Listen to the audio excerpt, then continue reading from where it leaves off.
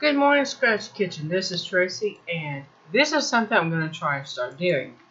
It's just take one day a week and look at the canning projects I'm going to be doing in the very near future because I just got the tomato sauce.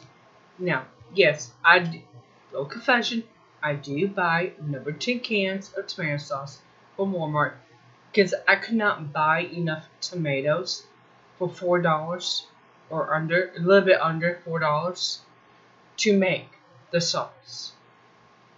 Unfortunately, you can't.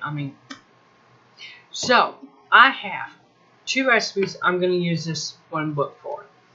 The Complete Book of Home Preserving 400 Delicious and Creative Recipes for Today. That is no joke. There is 400 in here. The two I'm going to use is on page 260, the barbecue sauce. I'm going to kind of tweak it, make it a little more like Sweet Baby Ray's. I love Sweet Baby Ray's. And I'm also going to use the pizza sauce. I'm going to have this set up, so all I got to do is just add tomato sauce and I can have a spaghetti. So, and these are going to be for our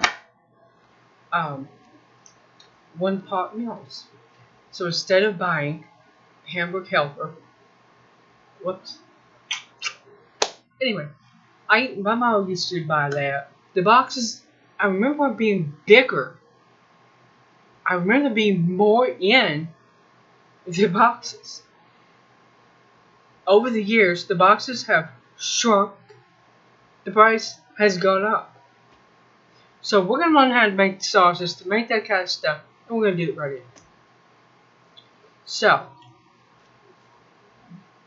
the pizza sauce is page 366 on that book. Now, let's look at Sloppy Joe sauce.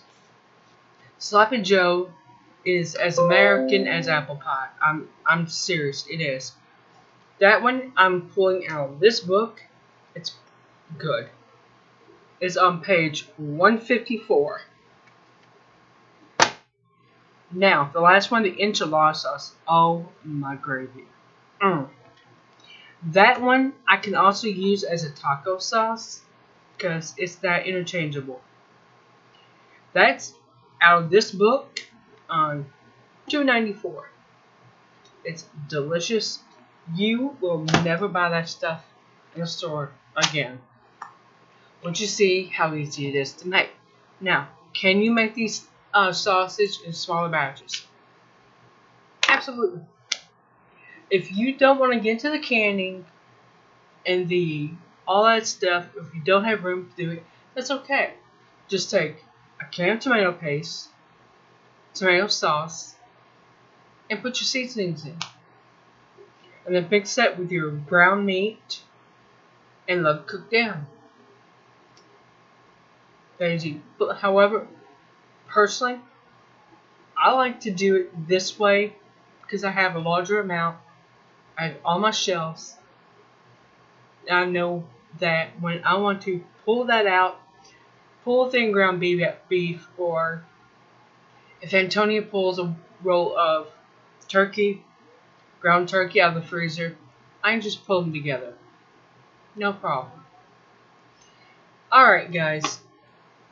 I don't really have anything else to say except there's going to be a lot of canning coming on. Now if you like canning, these are going to be your projects. If you just want to watch and see and watch the process itself, you are welcome. And I personally would consider it an honor if you play the video as you were doing this. This is how I learned from watching Heather, Opportunity Homesteader, Lisa Sutton from Sutton Days, Mandy from More to Life, Pantry Prepper Lover,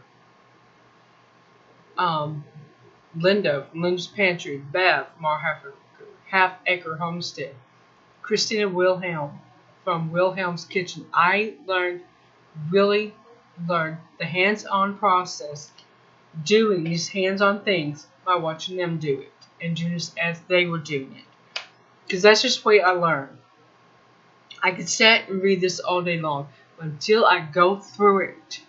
And I watch somebody else go through it and I do it myself. That's when it really sinks in. So, feel free to do that. And let me know how they turn out. Yes, definitely share your results with each other. This is our community. To reclaim our kitchen, reclaim our food as much as possible, and just reclaim our family away from this rat race of the world. Just gotta slow things down when I come home and relax. I'll see you canners later. Tomorrow I'm going to do a video on using a vacuum sealer. If you can pick one of these up at a thrift store, by all means pick it up at a thrift store. I'll see you later.